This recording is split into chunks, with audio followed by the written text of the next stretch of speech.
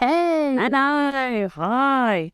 Thank you for being here. We're just gonna wait a few seconds just for the old stragglers to hurry along. There's always something late. We're always late. So couple of things to start with. If you're not already following us on Instagram, come and follow us on Instagram. On Instagram, we share lots and lots of different things. We share lots about birth. We share lots of birth videos. There's loads of things that we do that is going to be really helpful to you. So come and follow us. We are at The Birth Uprising. And yeah, it'll be a good place to be when you are pregnant. So we are going to teach you about what hypnobirthing is today, give you a few sort of tips and tricks that you can use for your birth, and hopefully at the end of this session you will be feeling kind of a bit more raring to go and kind of positive about your ability to smash this shit.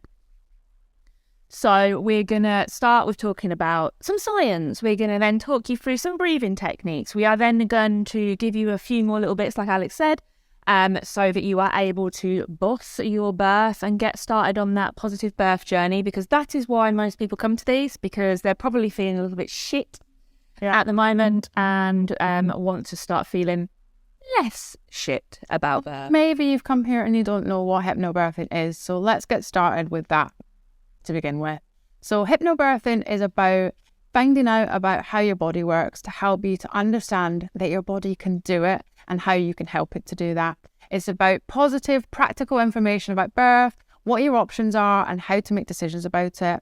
It's learning about your rights in birth and how you can assert them. And most of all, it's tools and techniques to help you keep calm and in control through the process. And science. We're big on science at TVU. This helps us to put things in place to stack the odds in our favour of the birth that we want. Absolutely. Now, personally for me, hypnobirthing wasn't something that came into my life until my second birth. With my first, somebody had mentioned hypnobirthing to me, and I did what I think most of you probably will have done, and a lot of people do when they hear about hypnobirthing and go, sounds shit, doesn't it? Because you do. It does sound shit. Like, we totally get that when you hear it, it makes you think airy-fairy. It makes you think somebody sat in there kind of whispering sweet nothings to your vagina and trying to hypnotise you into, God knows what. We understand that that's what it sounds like, but it's totally not like that. But that is what I thought first time round. So I didn't even entertain hypnobirthing with my first. And I went on to have an okay labour. Did I enjoy it? No. Did I get through it? Somehow. But I spent the entirety of that labour stiff and scared and kind of held on to anything like this and just tense, and it wasn't comfortable because of that. So when I got pregnant second time round, I thought I will look into hypnobirthing. I've had a few people mention it to me now, and fucking hell, it was so different my second birth because of all the things that Alex mentioned. Like, I knew my rights and I had these amazing tools that I had with me during labour that enabled me to be calm, to have a really lovely experience. And I came out of that labour like, smash that. Yes. I was a goddess as far as I was concerned. Genuinely, I was like, well, where's my statue? Why has no one built a statue of me yet? Because I felt incredible. And I thought I was the only one to ever birth like that, because ever heard about people birthing nicely? Not really, no. Still not, no. No, absolutely. And so I was very much along the thoughts of that I must have been the only one to have ever done that. And obviously Alex and I, we've been friends for a very, very long time. And we got together after our second were born and had a chat, and that's when I realised I wasn't the only one. Now, I've actually got 3 children. So my third, when he was born, his birth was slightly more complicated, but I still came out of it feeling amazing. So I did not have a textbook birth with him, but because of hypnobirthing, it meant that when plans changed, when things took a little bit of a different route, I wasn't scared, I wasn't fearful, I wasn't as worried as I was in my first birth. I still felt empowered, I still felt amazing, and I still feel like a badass now. And for me, that's what hypnobirthing does. It gives you the ability to birth in whatever way happens, but makes you feel just incredible about your decisions and everything you've done during that birth. And that's what TVU is all about. And that's totally what we're all about as well. We're about all births, all people, and not a prescriptive way of birthing at all. So a bit about me. I've also got 3 children. Very similar story to Jade with the first one, where I thought hypnobirthing sounded like something that wasn't for me. I struggled to concentrate on things, and I had that misconception, I suppose, that hypnobirthing is something that you must concentrate on, that it's something that you actually do during your birth. Now, actually, it's about those things that you put in place and the way that you change your view of birth before you're actually in labour. So with my first, I had induction at the hospital that I did not understand. I didn't know what the induction process was. I didn't know what my choices were. And I had no tools or tricks to make that feel better. I didn't have a single fucking breathing technique. And what that meant was that I really panicked throughout. I felt really helpless. And now looking back, I can see 100 different ways that that could have been changed by hypnobirthing.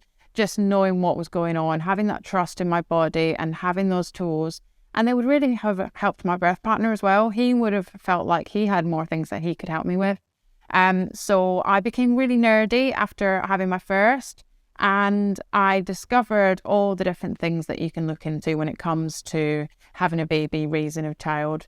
And so when I got pregnant second time round, it just seemed like another thing to nerd out on. I got really nerdy about birth. And what that meant was that I developed such a trust in the birth process by finding out how it actually works and all the different ways that I could change my environment and have my birth partner help me to help the birth process along.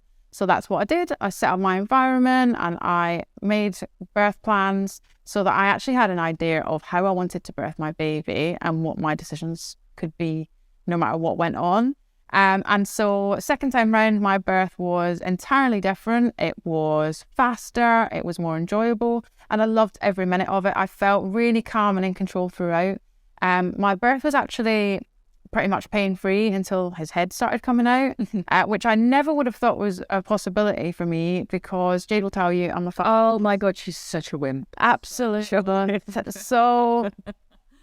you know, it just goes to show that your hormones and your environment have such a massive part of how it actually feels to birth your baby. So I came out of that birth feeling on top of the fucking world.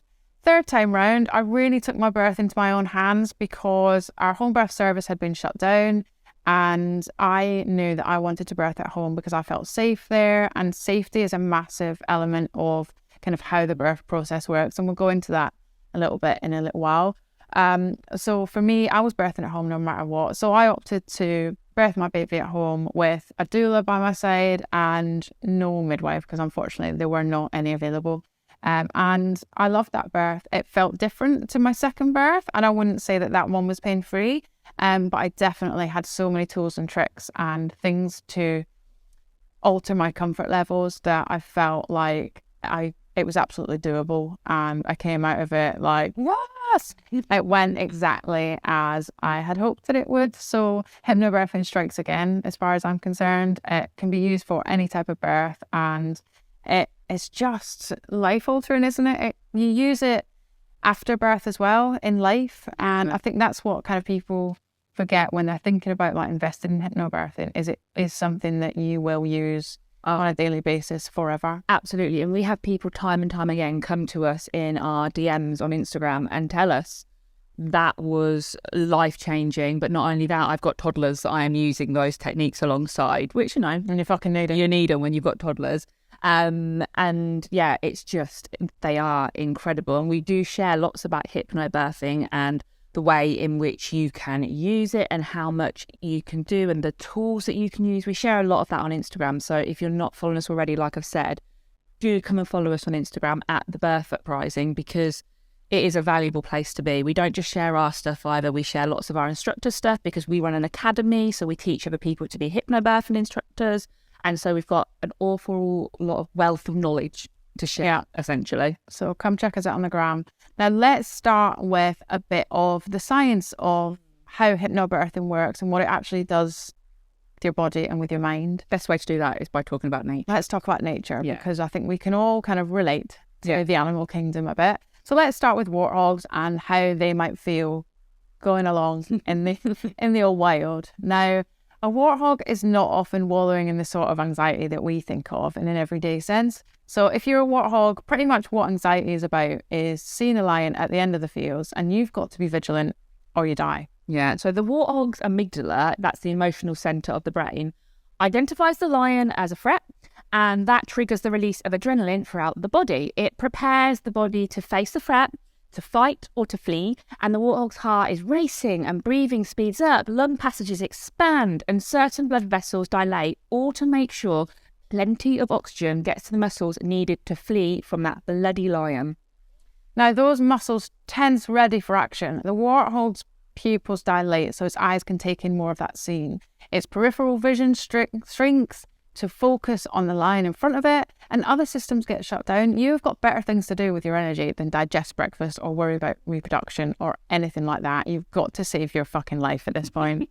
So the warthog stops salivating and digesting. Blood flow is diverted away from the stomach, away from the skin, and nerves involved in arousal get turned off.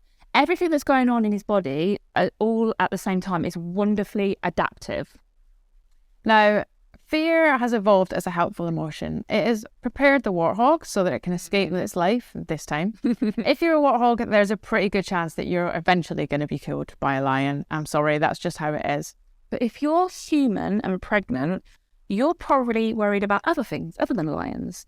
We're smart enough to mobilise the exact same physiology as that warthog seeing a lion at the other end of the field. And we do it worrying about birth, unfortunately. Yeah, we've pretty much done that all our lives, haven't we? So we hear a traumatic story. Oh no, my friend was in labour for 7 days and it ended in a cesarean. Or oh no, I've heard it's really painful. Oh no, this traffic jam is horrible on the way to the hospital. And the key thing with all of these cases is we're filled with fear. We're filled with distress, we're filled with anxiety, and what your body is doing is every perfect adaptation to send energy to your thigh muscles to run for your life. Now, you can't fight or flee birth or pregnancy, but our body wants to respond just like that warthog when it sees the lion. If you think of the symptoms of stress, heart racing, tense muscles, stomachache, pins and needles, dry mouth, not wanting to or being able to have sex, it's all very familiar because it's something we've all been through. Now, the amygdalas of humans who are anxious and scared are overly sensitive.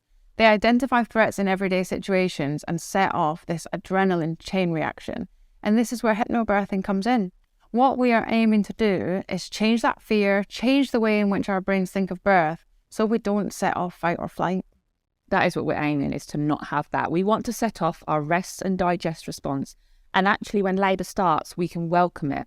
And one of the ways in which we can do this is positive input. And what I mean by positive input is by watching birth videos, essentially. We need to be hearing more about how birth is amazing, because we've spent our whole lives, like Alex said, what have you ever heard about birth before you've had your baby, before you go into labour? Horrible things. Yeah. Oh, I ripped from front to back. You've seen Rachel from Friends, on her back screaming. You've then seen it on another TV programme. You've then heard your friend tell you a horror story. Then Janet down the road told you about her horror story. And actually, all of the input that we've had in our brain is horror and scared. So no wonder for the majority of us that we get pregnant. We go, yes, we're pregnant. That's brilliant. Oh, I'll fuck, get the baby. Oh my God. It's like a watermelon out of a small hole. It's like coming out your nostril. All of these things that we hear, and we've all heard it. We've been there. It's a pain worse than childbirth. It's like the pointer, isn't it, of the worst pain ever. So we want to start changing that. We need that narrative in our brains to change so that when we go into labour, we then welcome it, like I said, as opposed to being like, fuck, don't be me first time round. It wasn't enjoyable. We don't want our body to stop that birth process. We want our body to feel safe to allow that process to unfold. And unfortunately, when we're going in filled with fear and anxiety, our body is doing what it thinks it should be in stopping that birth process, and we definitely don't want that. No, and one of the ways, like I said, is birth videos. So what we'd like to do is after this session, we are going to email you with the same email that you would have received the instructions how to get onto this session. We're going to send you a birth video that we would like you to watch. We would really like you to sit down and watch it, because it will be so different from what you've been told, and it will be that start of that journey for you for changing your brain so that we do not set off fight or flight. We need to be able to change the chemistry within our bodies so that the moment labour starts, we relax into it, we, really start to enjoy it, and we're excited about it. Another way in which we can do that, another way in which we can change the chemistry within our body, and one of the core hypnobirthing techniques is breathing. Yeah, and breathing techniques can be used in any circumstance. They can be used on the way to the hospital when you're in those pesky traffic jams. They can be used during inductions. They can be used in between surges. They can be used whilst waiting for a cesarean. There are so many different ways that we can use them, and they're totally free. And the key thing with breathing techniques is to practice them beforehand so that they become second nature. Now, we're going to help you with that right now. We'll start you off with our first breathing technique so that you can go away and practice that and feel like you've got that in your birthing toolkit. Absolutely. So you pass me the trusty ball. So I'm going to show you a breathing technique. This is what we call calm breathing or chilled out breathing. And this is a really simple one. In for 4 and out for 7 or 8. We tend to say in for 4, out for more, because essentially that out breath, we want it to be nice and long. Now, to do these breathing exercises, we want you to be nice and upright. It gives your lungs the ability to stretch out as much as possible. Now, you need to practice this. You can't do it once. It's not a one and done kind of thing. It's a practice. It needs to become muscle memory. Because unfortunately, at the moment, the way that humans breathe, we don't breathe optimally. But actually, when we start doing things like exercise, what you'll find is that you do breathe a lot. Like, you automatically know that you need bigger breaths because we need more oxygen to go into our lungs and then be sent around our bodies to provide our muscles with that oxygen they need to work, which is what breathing techniques are doing in labour. We are trying to provide your blood vessels, your blood, with more oxygen so that your uterus, which is a muscle, has the ability to work to its best potential. So it does that as well as changing the way we are feeling in our brains as well. Breathing deeply can literally bring you out of a fight or flight state. It's why sometimes when you're panicking, without even realising, whoever is closest to you, who is with you, will go, breathe, just breathe, calm down, breathe. And you don't know, why do we say it to people? Because deep breaths, they do change us and they do take us out of that scared state. So this is your first one. So we are going to do a little bit of a demo now of it. We'll do it for a couple of rounds. We're not going to sit here for a long time doing it because it's a waste of our time doing it right now for you when you could go away and practice. But it's really important that we learn it. So what we want to do is get ourselves nice and comfortable. Take a few just breaths in, just so that we can release all the oxygen from our lungs. And then we are going to start. So we're going to go in for 4. And then out for 7.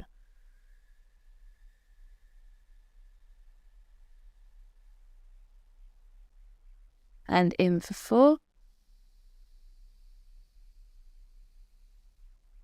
And out for 7.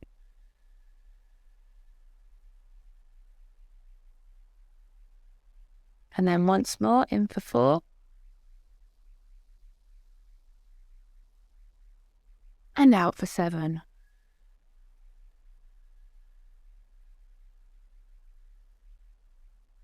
It's so calming. Like, it instantly just gives you a wave of calm. And you might notice that when you get to the top of that in for 4, that you take a quick, and you hold for a second and go out as well. That's fine. That's great. In fact, it's good to hold for that second. It gives your mind more focused. These techniques, these breathing techniques, we teach more than just one. We have a digital course in which we teach a couple more. But this is a really, really good one for when you are feeling that fight or flight, that thing that makes birth less likely to happen as it should, that it brings you out of it. It really can change it. Like we said, breathing techniques are free. They can be used in any situation. And people are always in our DMs on Instagram telling us how much the breathing techniques helped, how much they kind of helped, maybe despite them not really thinking that they would help that much. So really do trust in those breathing techniques and learn them for whatever kind of birth you're having, because you will get an opportunity to practice them and they will make you feel good. You can practice them in pregnancy as well. If you are waiting for your appointment and it's running late and you're starting to get a bit, or if you're in a traffic jam during pregnancy, then please do try these breathing techniques so that you can see the effect that they have. And they do help. They do genuinely bring us out of that fight or flight. Something else that is going to be ever so helpful for you when you are birthing is considering your position as well. Breathing along with positioning are two of the things I think can be most beneficial when you are birthing your baby. So when you think of positions to birth your baby, what position are you immediately thinking of? I'll give you a second and know what the answer is. Just have a think. If you're there with your partner, have a little discussion. Awesome. Land on your back, right? Because that is what, again, we are taught to believe by what we've seen our entire lives. We're taught to believe that laying on your back for birth is the norm. Legs in stirrups? Yes, please. That's exactly what should be happening. It makes perfect sense. Yeah, of course. Imagine an elephant giving birth. They're mammals as well, because we're mammals. Imagine an elephant giving birth laying on its back with its legs in stirrups. Ludicrous. Absolutely wild. No. You think of that, it's the most bizarre imagery.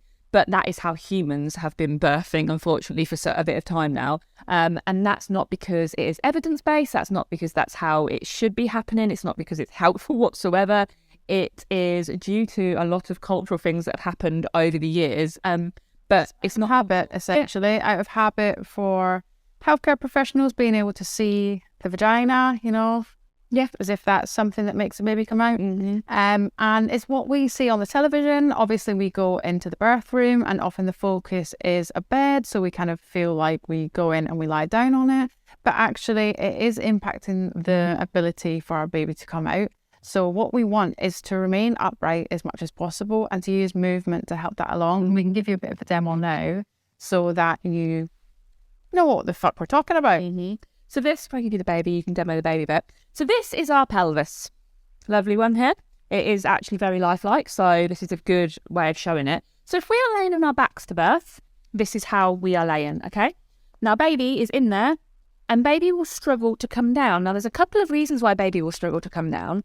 Number one, gravity. When we work with gravity, baby then is more likely to be able to flop down. They're doing less work. Because they aren't having to move across a surface, they can come down. Our muscles then are working with gravity. Everything works a lot easier when we are upright. A way I like to describe that is if you got ketchup and you only got a bit left in the bottle, how are you going to try and get that out? Are you going to lay it down and kind of move it that way? Or are you going to stand it upright and whack it and get it down? Obviously, whacking the top of somebody's head while they're birthing isn't going to do an awful lot, but it's a good analogy. So the second thing, the reason why this isn't helpful is that we've got this beautiful bone on our backs here that actually when we are birthing, it moves.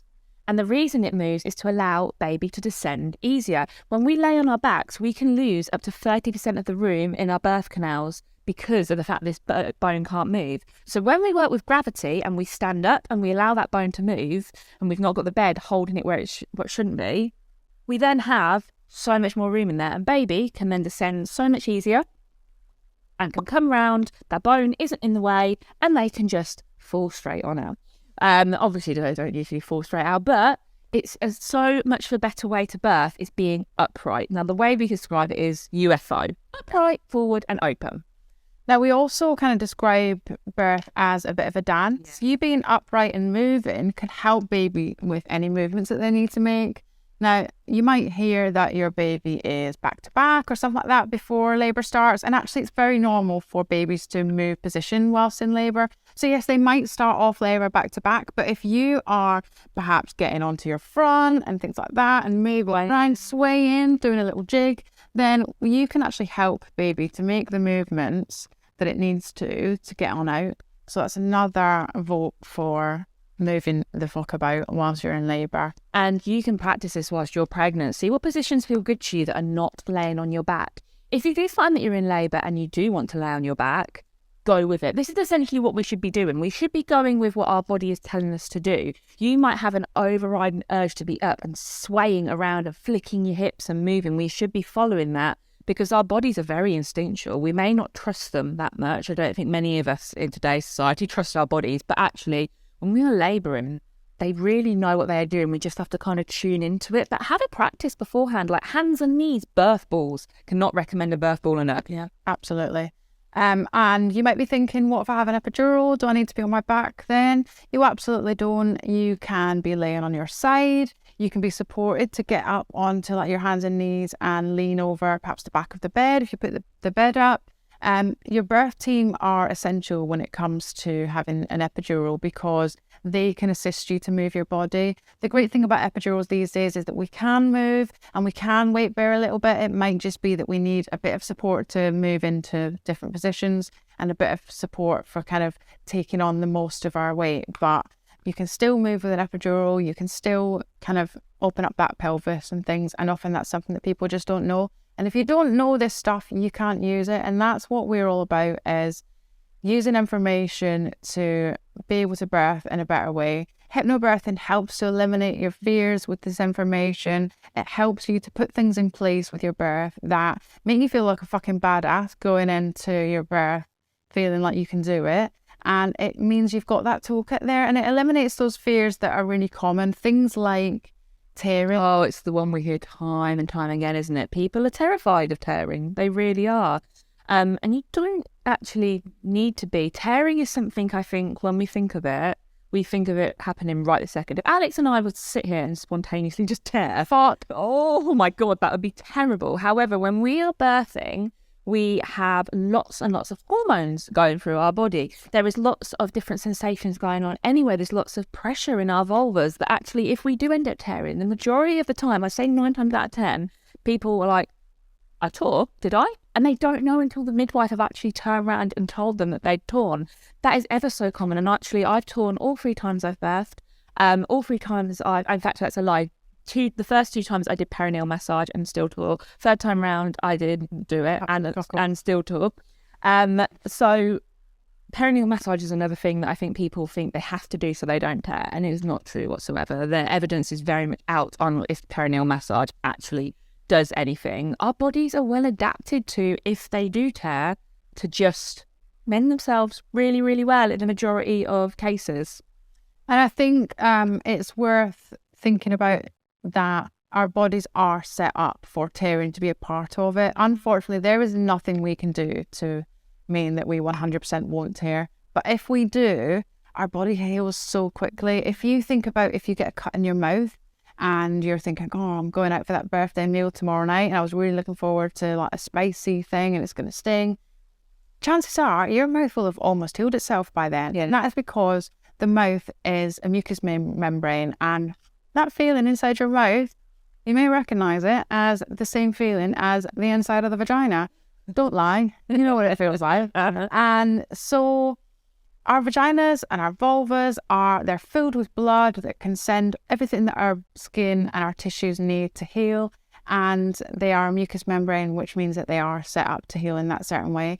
And they are often able to do that without stitching even. So the body just knows what to do. So it's really not worth having all this anxiety about what you can control and what is really not going to be as bad as you think. And we've got some tips that you can use afterwards for healing. Yes, I am an expert at healing my vagina.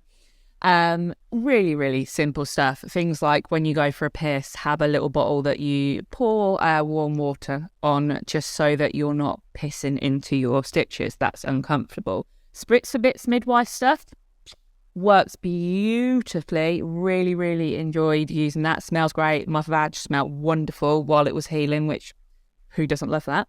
And to be honest with you, rest. Just need to rest up and let your body do the work, because it honestly does know what it's doing when it comes to sorting itself out afterwards. That's something that I think we forget when we're looking after a baby. We kind of put ourselves like kind of on the back burner, but actually, if you are getting as much rest as possible, if you're taking the time to just sit and do nothing and just rest with your baby rather than feeling like you've got to be up and moving and doing things, if you're stretching yourself to your limit, then the chances are your body can't be healing optimally. Things like eating regularly, eating good nutritious food, sleeping wherever you can, letting other people take over the housework, all of that is going to help you to heal any tears that you've got. So make sure you put things in place in pregnancy that mean that you're going to be able to rest as much as you can. And everything that we've just told you, everything about the science, everything about the breathing techniques, about the eliminating fear, that's hypnobirthing. So a lot of people will be thinking, well, you're just telling us stuff about birth. Hypnobirthing, it is a full antenatal course, and what we are trying to do is just the top tier of it is getting rid of that fear. That is what we're aiming at. We need to help you to get rid of that fear, because when we spoke about the things about the warthog and how that affects the warthog, all that will affect your birthing body as well, and that does have detrimental effects to how your birthing body works. When we are tense, when we are scared, our uterus, it just will not work. in the same sort of way. We have so many things that will mean that your uterus is so tense that it's more painful for you, and then that pain then leads to you feeling more scared, and it's just a never-ending cycle. And this is what we are helping you to do with hypnobirthing. We do that, then the techniques come, then all the education comes, and then you have got this toolkit that is just... Everyone deserves to go into labour feeling like they are ready to smash whatever is about to come at them. Hypnobirthing is associated with shorter labours, a more positive experience, no matter how someone's birthed. And I think that's key. People are in our DMs on Instagram all the time telling us how baby birth didn't go to plan, but they had already planned and prepared for the what ifs. The what would happen if their home birth didn't take place? What would happen if they opted for an induction? What would happen if they opted for a cesarean? And it's really important that you have these things in place. So we would 100% recommend doing a hypnobirthing course and getting that wealth of knowledge behind you so that you know the score, you know what your rights are, you know what your options are in different scenarios, and you've thought about what you would want to have. And it's important that you get your birth partner up to speed on that as well. So you'll be able to watch this session back afterwards. Get your birth partner to watch it as well. Get them to watch a hypnobirthing course with you. Obviously, we do our hypnobirthing course, which is the best. It is. Absolutely. Which is like 12 hours of birthing information, taking you through the hypnobirthing tools that can keep you nice and calm, as well as all that birthing information so that you understand exactly how a baby gets out of your body and you feel like you're raring and ready to do that. Watch that with your birth partner. Make sure that your birth partner is on your side and that they're feeling good about birth, because the way they feel about birth will impact the way that you are feeling, and that in turn will impact the way that your body is able to work. So you've got to make that team, haven't you? You have, and birth partners are often left to the side. I think if there's any birth partners watching this now, I think you are really, really important. And actually the way you feel, like Alex said, it really does actually matter. You can really help a birth along by just being on the same page as that person that is giving birth. And not only that, I hear from people that don't do any kind of antenatal prep that the birth partners can often come out feeling quite traumatized because they've watched somebody they love go through something they don't understand. They don't know how to help. They maybe felt like they were getting in the way. They felt like they weren't any use. And that's a really crappy way to feel at the birth of a baby that you slightly really fucking care about. So doing antenatal education with your birth partner is so, so important. Hypnobirthing is honestly the best thing that you could possibly do for you, for your birth partner, for your baby. It does mean that you set yourself up for such a good start into parenthood because you've started those decision-making skills, and actually you're going to need them as a parent going forward. There's so many decisions to be made when you have a baby. You know, what nursery are they going to go to? What car seat are you buying? All of these things. And it's important that you feel confident in your ability to make the decisions that need to be made. Obviously, the people close to us in our lives who have babies are in on hypnobirthing. We make sure that they know all this stuff. And the birth partners in our lives fucking will not stop going on about it. My husband is ridiculous. Yeah, my husband, my brother-in-law, like first thing that happens when anyone's pregnant is do a hypnobirthing course. So we urge you to do a hypnobirthing course. Do our hypnobirthing course. It's 45 quid and you will get a discount at the end of this. Yeah, so, you know, big discount as well. So yeah, birth partners, you're really, really important. And in fact, on Instagram, we've got a little birth partner guide as well, one of our grid posts. So come along and have a look at that and take a few tips from there, and then come and do the full hypnobirthing course, because honestly, it will be the best money that you spend for your pregnancy. Get birth partners to come and follow us on the gram. Yeah. It's important that they see birth and that they feel useful in this situation. We also do regular Q&As on Instagram. We will often put a question box up and allow people to ask whatever the hell they want. We'll sometimes do them live, we'll sometimes answer them in stories, and we always save them in our highlights. So go and follow us on the gram and check out our highlights for any kind of FAQs. And we are going to answer some FAQs on hypnobirthing in our course now. Mm-hmm. And it's at the Birth Uprising, by the way, to follow us on Instagram. So make sure that you do it. So one of the biggest FAQs really is about whether our course in hypnobirthing is useful if you already know you're having an induction or a cesarean. Firstly, Yes, 100%. It is almost more important if you have factors to consider that are complicated. So in our course, we have got a section on induction that talks you through the induction process from start to finish, the different methods that are used for induction. It talks you through how an induction differs from spontaneous labour so that you can put things into place to kind of counteract that.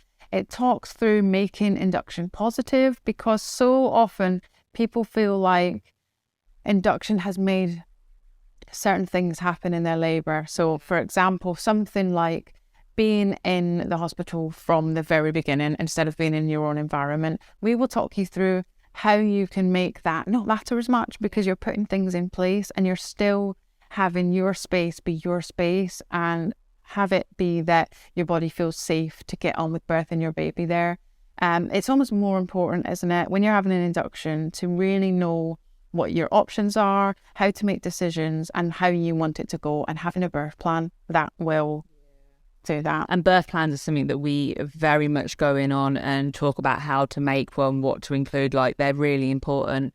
And with regards to the cesarean part, cesarean as well, you may not realise, but if you opt for a cesarean, if you end up with having a cesarean, you've still got options and choices. It's not just cesareans happen this way and that's it. There's lots of things that you can put in place to still make you feel really positive about that cesarean, make it feel like it's your cesarean. And that's what matters, that you're not on a conveyor belt and just going through and being like thrown out, that's done, next person. It's still personal to you and the birth of your baby. And that's something that we are very passionate about, is that hypnobirthing is not just for vaginal births. Hypnobirthing is for all types of birth and all types of people, and everyone deserves to come out of birth thinking, I'm a badass bitch and I smashed that. Yeah. So we do definitely in-depth cover induction and cesarean. So please don't think that hypnobirthing in our course isn't for you if you know you're going to be birthing in that way, because we have got you covered. Yeah, we have. There's also the fact that most of the things that we do we learn about when preparing for a vaginal birth, we absolutely still need those things when we're preparing a cesarean. Things like the birth planning, the breathing techniques, the birth partner's role, decision making, all of that is very, very fucking useful when you're preparing for cesarean. So yeah, absolutely, we've got you covered no matter how you're birthing your baby. Absolutely. Another question we get asked all the time is, when is it best to start a hypnobirthing course? Now, yeah, basically as soon as possible. Some people like to wait until the 20-week scan, which I totally get. But if you are particularly nervous, if you're the sort of person that's really worried, I'd say get on it ASAP and let's start working on getting rid of that fear so that we can avoid that fight or flight. We have so many people that come to us and say, I spent ages not getting pregnant because I did not want to. I never wanted a baby because I was so scared of it. And then they get pregnant and they panic and they do this course and then they're excited to give birth. So it's really, really possible. But the earlier you do it, I'd say if you feel like that, the better. You need to spend some time kind of getting on with it. However, on the flip side of that, if you're 39 weeks pregnant right now and you're thinking, I haven't got time to do this, you have. How much did you binge watch when, you're sat there and you've got nothing to do? You spend an entire day watching, 12 episodes that are all an hour long. You could easily get through the whole of the digital pack in that time. I've got faith in you that you could do that. And actually your future self will thank you immensely. Absolutely. It will really help you to take away any fear, no matter how close your birth is. It's really quick to do. We do have a lot of work to do when it comes to eliminating that fear, because it's been a lifetime of perhaps fearing birth, but you'd be amazed at how quickly you can take some of that away when you just get started on it. Absolutely. Another one that we get asked all the time is, I've already had a baby, do I need it? Yes. So many people come to us having already had a baby. In fact, both Alex and I, we did hypnobirthing second time round. Yeah, someone did our digital pack who was birthing her fifth baby, and she said she'd had pretty positive births with some of the previous ones, not all of them. And she said she couldn't believe how much stuff she hadn't known. She said it was embarrassing. Yeah. And actually, she loved hypnobirthing so much that she went on to train as an instructor with us. So it just goes to show that it's really never too late. It doesn't matter how many babies you've had. There are always kind of things that you can put in place that will help you to feel calmer, things that will make it more positive. And every birth is different as well. So there's really no point going into it and thinking that it's going to be like the last one. If you are a second-time parent who perhaps had a traumatic experience first time round, we've got you. We can help you with all the different things that you can put in place this time to make that an entirely different thing. 100%. Another thing that we get asked so often is, how do midwives feel about hypnobirthing? And this is often a hard one to answer because people are people and people will feel differently. But on the whole, for what we've found, is they love it. You make their jobs easier. Yeah. You make their environment that they work in nicer. If you are kind of taking the time to make your environment nice and cozy and feeling safe for your body, that means that they get to work in that environment as well. You save them time if they are not having to explain from like really on a basic level everything that they're offering. If you already kind of have some knowledge of what it is that you are going to choose, then that means that they don't have to spend what limited time that they have explaining that stuff to you. And at the moment, the NHS is so stretched, and it means that our healthcare providers don't have the time that they wish they could spend with you. So if you go in there and you've taken it into your own hands and you have taken the time to understand what's on offer, then that's going to really help them. And most of all, it's going to help you because you're already feeling confident and you don't feel like, oh, I've got so many questions that this person can't answer for me. And the thing is, courses like ours shouldn't have to exist. It should just be something that you get in the NHS from your midwife. They sit there and they talk it through with you, but it's just not the case. So if you're wanting a positive birth, you do have to take things into your own hands. Well, this is the reason why we have kept it as cheap as we possibly can, because we would love for people just to be able to do this. Everybody gets this when they get pregnant. However, it's just not the way things work. So this is the reason that, you know, we do have a mega discount code for you to enable you to have that. Everybody deserves this, no matter what their financial situation is, no matter whether they work shifts and they can't attend other antenatal classes. This is so worth it. And it's the thing that time and time again, people come back and say, it is the best money I spend. And another thing that I think is people tend to ask is, does hypnobirthing cover the postnatal period? Now, Usually not. usually not. But with us and with TBU and our instructors, it does. Because it's really important. What's really quite terrifying is when you've had a baby and then you get sent off into the world and you don't know what the fuck is about to happen. You don't know what your baby is doing is normal. You don't know what to expect. That can all be really worrying for you. So when you buy our digital pack, we've got a postnatal pack as well that we throw in for free, because it is important to us that you are preparing just as much for your postnatal period as you do for your birth. I had terrible postnatal depression first time round, and I think it's because I just didn't know what was going on. I wasn't prepared for it, and I don't wish that on anyone. I wouldn't wish that on my worst enemy. So this is included within the price, including in the price when you have the discount as well, because we want you to feel prepared. Yeah, we want you to know what to expect with your baby and have that toolkit for the postnatal side of things as well. It really is important when it comes to feeding your baby, planning for that time, and just knowing what's normal. The postnatal pack even includes a baby massage course for you to be able to connect with your baby and help them through any kind of difficult things that they've got going on as well. And there's lots of feeding about there. There's a full breastfeeding course. There's videos about bottle feeding, formula feeding. We have got your back. We basically, this whole digital pack is what Alex and I wish we'd have had first time round. And that if we look back on, we wish somebody would have turned up in our inbox and been like, hey, have this, please. And it would have made such a difference. So we are trying to, vicariously live through you lot in making sure that your births are positive, where our first ones absolutely were not. We're here changing the world one prego at a time. So if you want to get started on our digital pack, you can do that in the next 24 hours for just £35. You can use the code TBU Massive, which will get you that massive discount. And that is just for the next 24 hours. So get to that quick.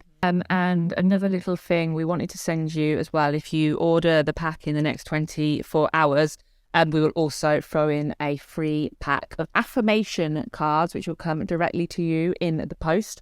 You may have heard a little bit about affirmations. If you don't know much about them, if you look through our YouTube videos, there is a video on affirmations. So have a look at that, because they're a really powerful hypnobirthing tool. So we'll send you a free pack of it if you use the code to get it in the next 24 hours. Yeah. And yeah, so come and watch the rest of our YouTube videos. Come and subscribe to our YouTube channel, and come and follow us on Instagram for more birthday goodness. We try and put out informative posts that get you all pumped and ready and feeling good, and we will share birth stories and other people's thoughts on there as well. And as I said, regular Q&As that you can contribute your question to. Also, if you buy the pack, you get to be a part of our Facebook community, which is just for those that have bought the pack. So you can come there to get kind of more tailored advice for yourself on your circumstances. And everyone in there is just Wonderful. great. Yeah, they will answer everyone else's queries, put your mind to rest about your situation if they've been in the same boat.